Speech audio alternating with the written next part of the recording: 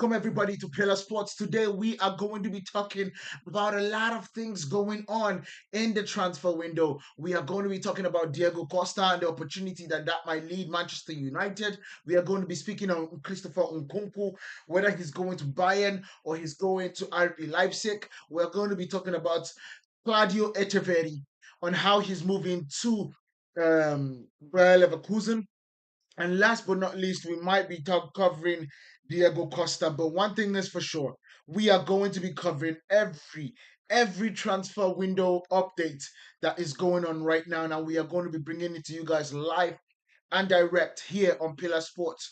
So without further ado, guys, make sure you guys are tapped in. Make sure you guys are locked in. Make sure you guys are absolutely ready because we are ready for you guys and we are going to be bringing you guys the top news of the day. So without further ado, let's get this party started.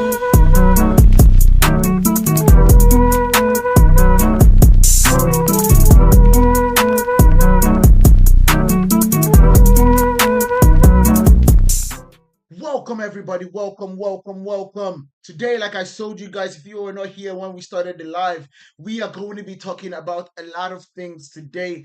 And one thing is for sure, we are going to be starting with the likes of Claudio, not I was about to say Claudio Echeverri. In fact, let's start with Claudio Echeverri because he's all the way on the right hand side, and let's give you guys the update about that situation. Well, it is basically a here we go from Fabrizio Romano that the deal is been done. He's going out on loan to Bayer Leverkusen for him to basically have playing time because he's definitely not going to get playing time at Manchester City. That's the sad part about it. He's not going to get the playing time about Manchester City, and so in this point of view, he should absolutely go out and get that playing time for wherever he can get it. And Leverkusen absolutely in the race and have gotten him, and that is a good move because at least there's one thing we know that Eric Ten Hag can actually do. If there's one thing we know is that he can actually get players that are younger to absolutely play higher than their what do you call it, um their expectation. That's one thing we know from Eric Ten Hag is that he can actually get younger players to play a lot more than what we expect them to play at a certain age. And so he's definitely going to have playing time. There's a lot of movement in Leverkusen. So we are going to be seeing him get a lot of opportunities, which is really good, in my opinion. I think it's something that he needs and it's something that he absolutely needs to get going. And I'm glad to actually see that that is something that's going to happen. So shout out to Echeverri because he's on his way now to Bayer Leverkusen, and that is beautiful news. Let's give you guys a little bit of the details of what we are seeing with Echeverri. If we can find it here, because I think it's a good deal for Leverkusen. What Fabrizio Romano basically just said is Bayer Leverkusen will pay a small loan fee for Claudio Echeverri in order to win the race against Girona, and more clubs are keen. Echeverri will undergo his medical on Wednesday morning, no buy option clause included. So that's a good thing about that situation is that Manchester City see him as an opportunity to actually still keep him in the club, and they just wanted him to get playing time, and that is basically what we are seeing. And so that's really good in my opinion. It's really good in my opinion. I think that was a good deal for both Pep Guardiola and Eric Ten Hag. Now let's go into something that is a shocker. It's absolutely a shocker. Adrian Rabiot again is out of a club. Adrian Rabiot is out of a club. I do not understand what happens with him and clubs these days, but he is out of a club. He was out of PSG. He's out of Marseille now. Andre Rabiot is available on the market as decided by Olympic Marseille today. Plan to part ways this summer, as RTL France reported. It was so crazy in terms of this situation that they actually went out and gave a statement. They went out and gave a statement that Rabio is out of the position and is out of the club, and he's up for sale, and 20 million will be what is looking to actually get him out of Marseille into your club. This is mind blowing. I don't understand what is happening. I don't understand what happened that this guy has not just been able to find a home. It's quite disappointing. It's honestly, a sad state of affairs because that is not what we want to see. Honestly, it's not what we want to see. It is absolutely sad, in my opinion. But the good thing about it is that he is a talented boy. He's a talented boy, and he should be able to find his feet sooner than later. And that in itself is something that I am happy about. Fabrizio Romano have already said that By the time that Manchester I'm done, United were are going to be offered, right? Manchester United are going to be offered his services, but I don't think it's something that we would actually take because Manchester United right now are not looking for the idea or the style of play that Rabiot brings. You understand? We are not looking for that style of play. We are looking for a Carlos Baleba, a Hillman, a what's his name, an Edison from Atalanta. All those are the things that we are looking at. We are not looking at what Adrian Rabiot, even though the funny thing about it is that it might be an opportunity at the end of the transfer window, but I just don't think it's right now for us to actually go in and get Adrian Rabiot. So that's one thing I could definitely have to say about that situation.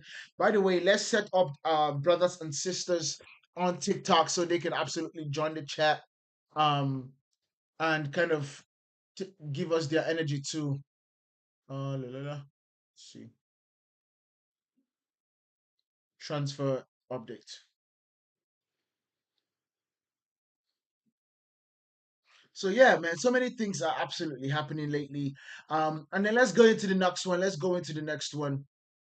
The next one is absolutely kicking off because this is going to be very, very close to Manchester United's heart. We want to get this deal done ASAP, and that is Chelsea are advancing in club to club talks for Alejandro Garnacho, deal on the way with Manchester United.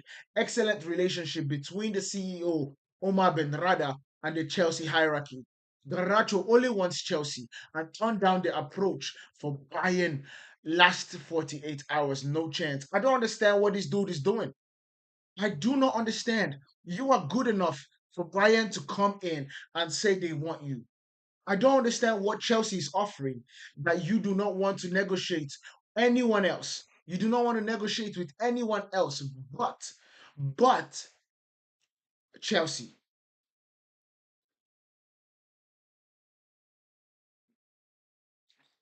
It is mind blowing to me. It is mind blowing to me. I don't understand it. I don't understand it. Why would you not want to play for Bayern? Bayern have literally, especially after selling Coleman, right? They sold Coleman and now they are looking for a winger. Classic Rich, what's good, man? What's up? Welcome back. Welcome back. We got one of the OGs of the channel in the building. What's up, Classic Rich? Um, I don't understand. Bayern sold, they sold Garnacho, right? They sold, I say Garnacho, they sold Coleman to Al Nassr. Mike Evans, thank you for following us. I appreciate you. They sold Coleman to Al Nassr. And Bayern, in looking, they say watching boring La Liga. Man, I don't even bother sometimes. If it's not Barcelona versus Real Madrid, it takes me a while to sit down and watch it. But Bayern comes in, right? Bayern, excuse me. Bayern comes in to get Garnacho. Bayern comes in to get Garnacho, and he says no. He says, no, I'm not even going to negotiate or talk to you because of he wants to go to Chelsea. Sean says, I'm paying five. Oh my God. I'm paying 5 grand to the first 5 people to message me. God is great. So it is crazy work in my mind. It is crazy. Why wouldn't you want to go to the German champions where you're going to be playing Champions League? You're going to be challenging for the title every season. You're going to have the spotlight in that position.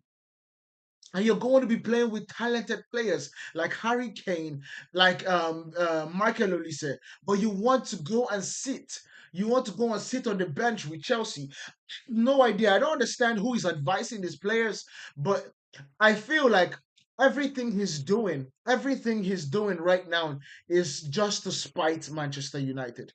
To spite Manchester United in the idea that he wants to stay in the Premier League so he can score against Manchester United and do the how you like me now kind of situation. How you like me now? That's what I feel like he wants to do. Because in my opportunity, in my mind, if I look at the clubs that are coming for Garnacho, we saw Napoli come for Garnacho. Napoli were the champions of England, the champions of Italy. They won the Scudetto. We have now seen Bayern come for Garnacho. He has turned down both of them for them to literally for him to go to Chelsea, but I are struggling, not a struggling side in the sense of they are doing what Manchester United are doing, but they are struggling in the sense of like, look, they haven't won the title, not they anywhere close to winning the title. I don't understand. It doesn't make any sense to me. And anybody in the chat that knows what the exact reason is, in fact, if Garnacho is watching, please let us know. Mohamed Salah wins the PFA Player of the Year for the third time. That's crazy. That is crazy. He does deserve it though. He deserves every bit of it. Now, this is a breaking news from Fabrizio Romano. This is breaking news from Fabrizio Romano. You guys bear with me. You guys stay tuned because it is absolutely hitting off. It is breaking news from Fabrizio Romano about Alexander Isak. It is a mind blowing. It says here, breaking news. Alexander Isak releases a statement. When promises are broken and trust is lost, the relationship can't continue. I am proud to be recognized by my fellow professionals with a place in the PFA Premier League team of the season for 2024-2025. First and foremost, I want to thank my teammates and everyone at Newcastle who supported me all along. I am not at the ceremony tonight. With everything going on, I didn't feel right to be there. I kept quiet for a long time while others have spoken. That silence has allowed people to push their own versions of events, even though they know it doesn't reflect really what was really said and agreed behind closed doors. The reality is that promises were made and the club has known my positions for a long time. It's to now act like as if these issues are only emerging is misleading. When promises are broken and the trust is lost, the relationship cannot continue. That's where things are for me right now, and why change is in the best interest of everyone, not just myself. That is the word. Those are the words of Alexander Isak. I want to read the last paragraph for you because one more time because that was what I told. I reported about this and I literally spoke about this because we saw it in the news. Nobody just covered it. But what we do on Pillar Sport is that we try to cover every single stone. We don't leave any single stone unturned. And so I told people that they were literally, right? The deal that Alexander Isak is on right now is peanuts compared to what he deserves. You understand? It's peanuts compared to what he deserves. And the NFL does this every time.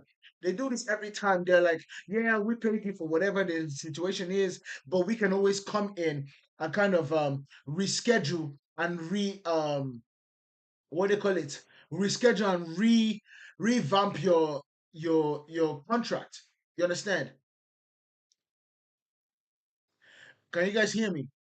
To revamp your contract, and then you said yes, you're going to do that, but then the person that you made the agreement with leaves the club, and then the club starts to renege on that agreement that he had with the CEO, and that was a problem. That was where the trust was broken, in my opinion.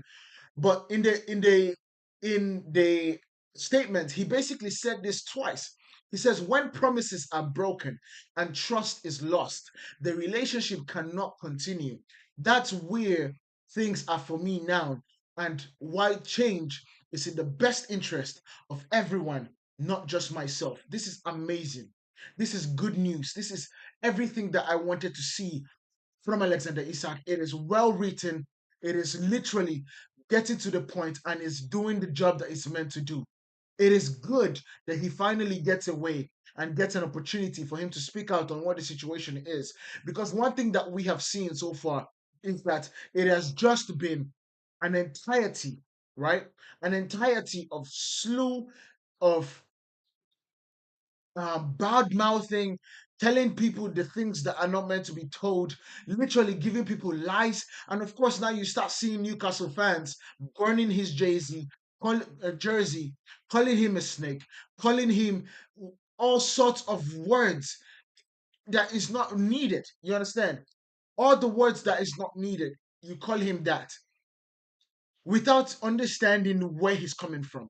He spoke to these people a long time ago about him getting what he deserves, about him renegotiating his contract, about him being the person being paid like he's the talisman of the club, which he is, by the way.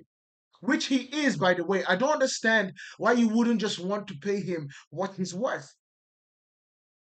Why wouldn't you just want to pay him what he's worth? Why would you just continue the idea of making things really, really iffy about things? Anyway, let's look at the PFA Players of the Year. Because one thing is for sure, this is a really good list, and I think they got it right. I just do not know why Bruno Fernandes is not in this list. But let's look at it so everybody can see. It starts, which is really good because Erling Haaland is not here. That shows you that the Premier League has gotten a lot better. You're looking at Matt Sells, who had an incredible year with Nottingham Forest. Incredible.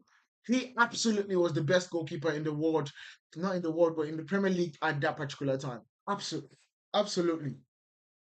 You have Virgil van Dijk, Liverpool. There's no need to explain on this situation. I think it's pretty clear on why he's there and why things are absolutely the way they are in this situation.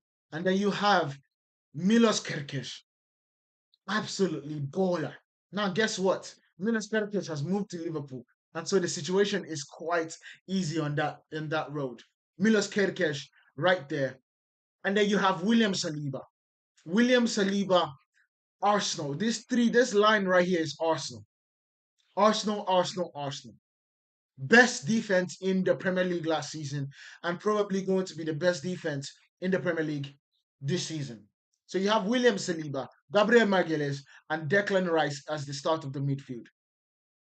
And then I think this is like a 4-3-3 or 4-4-2 or 4-3-3, I believe.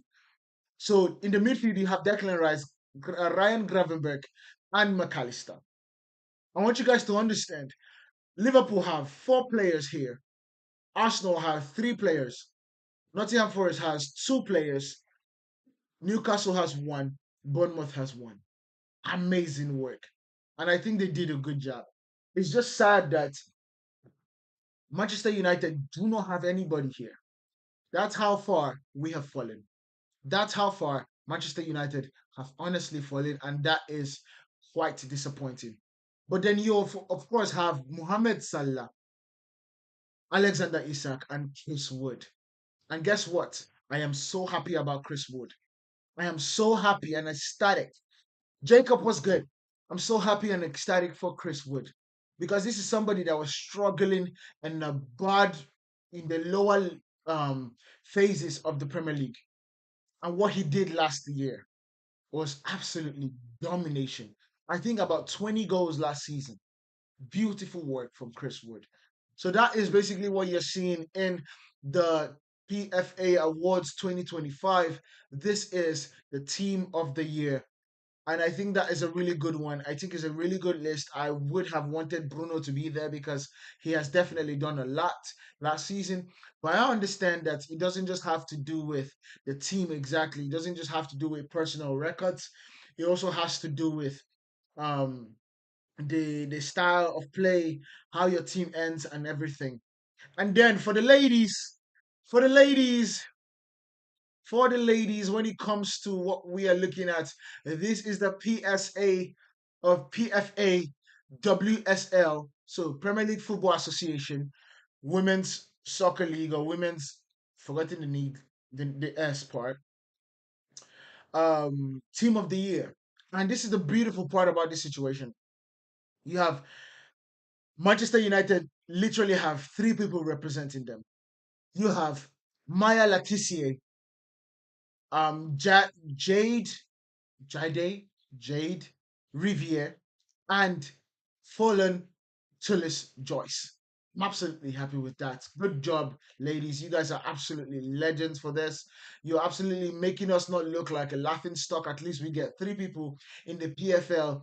Not maybe not in maybe not in the male category, but in the female category, we're definitely doing a justice on that one. We also see that James Trafford wins the PFA Championship Player of the Year, so that's really good. Yes, now let's get back into the transfer window, which is what we are here for. You understand? Let's get back into the transfer window. This is what we are here for. And in the transfer window, we are looking at Forrest and Douglas Luiz deal almost done. Final details being sorted, and then you will get the here we go from Fabrizio Romano. Douglas Luiz only wants Nottingham Forest, and the two clubs are finalizing small details ahead of green lights to travel for a medical. I don't know if this is going to be a permanent transfer or if this is going to be a loan deal, but I would love to see Douglas Luiz back in the Premier League.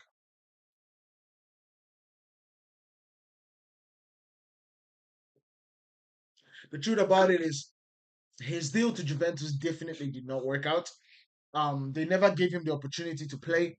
They never gave him the style of play that he wanted. They never trusted him because he's a very, very, very, very, very, very talented player. And it was absolutely disappointing to see that he didn't get the opportunity. Morgan Rogers wins the PFA Young Player of the Year award. Absolutely beautiful, and I think he deserves it. And then we have Amini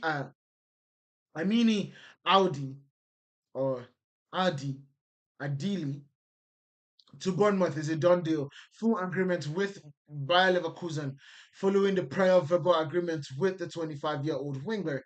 Long-term contract, the total transfer fee is going to be at 30 million euros to 21 million in guaranteed plus 9 million in potential add-ons.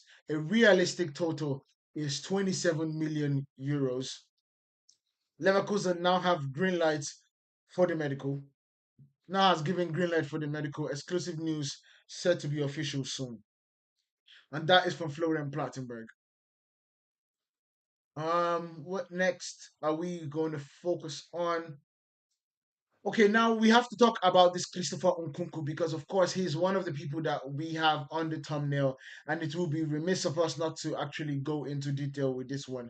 Florian Plattenberg says in the past 24 hours and following the temporary failed transfer of Nick Voldemande, an internal plan has been made. Max Abel is to focus on loan deals until the deadline day. A move for Crystal Palace and Nkunku is therefore currently a very difficult to realize despite the agreement Bayern and Nkunku. As Chelsea have once again made it clear, only permanent deal. All parties are frustrated. Nkunku, Abel, Fuad, and company. As reported on our show tonight, RB Leipzig is still in the race. Talks with Chelsea were never broken off. More teams are keen on him, not only Leipzig. What are the more teams? That's what we need to find out. Um, and then of course Dave Ornstein then collaborates that news too. He says RB Leipzig are stepping up talks with Chelsea over a deal to sign Christopher Nkunku. Direct contract between the clubs on permanent move for the 27-year-old Chelsea forward. Not close, yes. Still other options, but France international open to RB Leipzig return. It's quite disappointing that he's going there because he is a talented boy, and we saw glimpses of that, but we of course just don't understand and don't get a situation where it works out very well for every single person. And then we look at a United Confidential. Exclusive is basically Trope to lead academy. Exclusive updates on Sekou Kone, Mike Garnacho's latest, why Man United aren't getting a goalkeeper, Thomas Tuchel's breakdown breaks Old Trafford tradition. Loads continues. Okay, let's go into this and let's break it down. This is from the Daily Mail. So You guys basically do with that whatever you need to. So the exclusive is basically new details on Alejandro Garnacho's transfer standoff. Cole Palmer's coach is in quarantine. Cole Palmer's coach is quarantine bound, and the two academy kids, Ruben Amorim is watching closely. Man United confidential. Capri, what's your prediction about Man United in the end of the season? I believe Man United are going to be fifth place. That is my prediction. You could always watch the video I made here on TikTok about my prediction for Manchester United. So get in there, go watch it. Um, let's get a little bit into this, man. They have a lot of ads. This is crazy. Bruh, I've not even seen the article yet. It's just ads. Just straight up ads. What are you doing? Oh my God.